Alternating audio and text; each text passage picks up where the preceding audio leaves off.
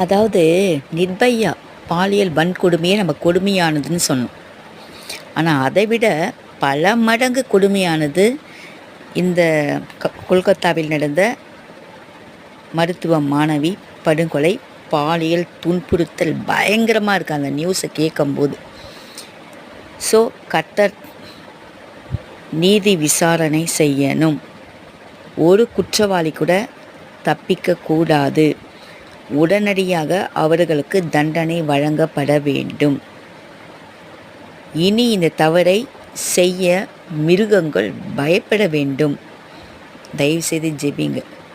நம்ம அனைவருக்கும் பெண் பிள்ளைகள் இருக்காங்க. இனி இந்த மாதிரி ஒரு கொடுமை நடக்கவே கூடாது.